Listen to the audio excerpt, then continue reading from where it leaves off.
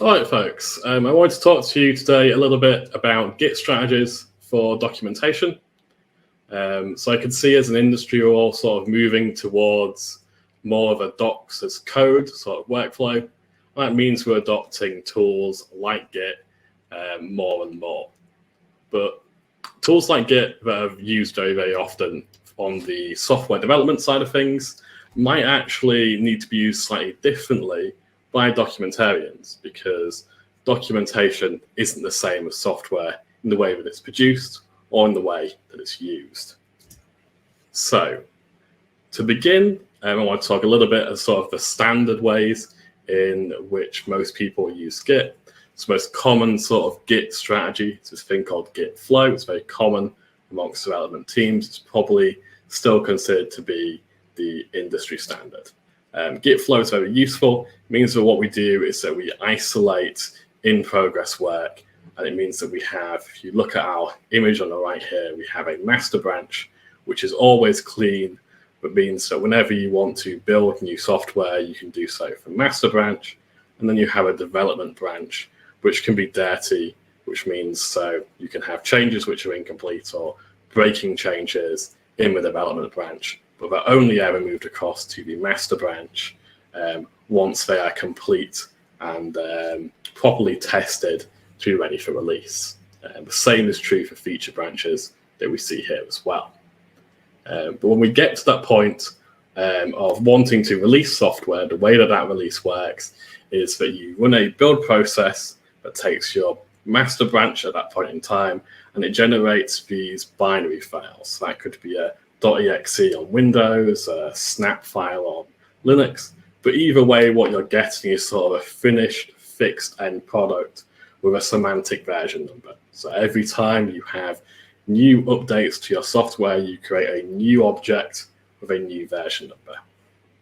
That's very important for the conversation going forwards, because documentation is not software, and the same sort of models for thinking about software don't necessarily apply. Users might still be using old software versions, but still need documentation support for that old version.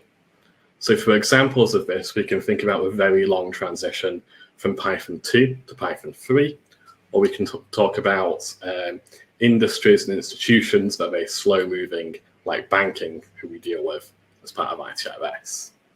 So the second thing is that websites, which is the typical docs output, is unlike PDFs or software binaries. These are not immutable fixed objects.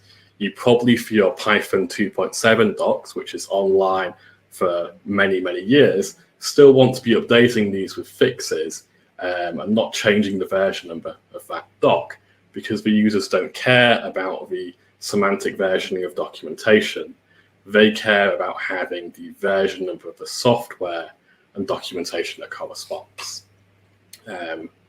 So putting these things together, documentation for multiple versions of your software might need to be maintained in parallel. So you can see how that doesn't necessarily fit with the model that we had from git-flow, where you had this master branch and these single solitary outputs. How could we deal with having multiple versions of your documentation maintained at the same time? Three possible strategies here. We could simply not, which is something that you might do if you have software as a service and you only have one version to worry about. But in most cases, that doesn't apply. The second thing you could do would be to store documentation in version folders within one project. It's a very simple solution. It will work, but it's something that might be difficult to maintain in the future. For example, if you have so you want to update the introduction of your documentation to be more comprehensive, to be more readable, you probably want to make that update to all the different versions of your documentation. So doing all of those changes manually to all of those versions can be very difficult. Finding a place helps, but it's not always perfect. So this is something that's difficult to maintain in the long term. The final thing we can do, the thing that I'd be recommending here and what we've done at ITRS where I work, is to use a new Git strategy to achieve this. And what would that look like? For people who are asking about visual Git software, the diagram on the right is from GitKraken. So what we have done in ITRS is we've got a setup where every time we have a new release of our software, we create a new branch in the documentation repository that corresponds to that version of a software. That means when you want to make a change that's unique to one version of a software, you just make changes in that version branch. So that might be compatibility information for that particular version.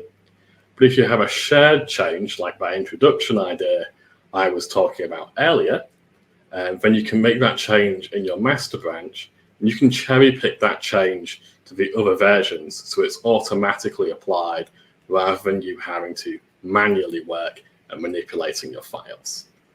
It's been an incredibly successful program at ITRS.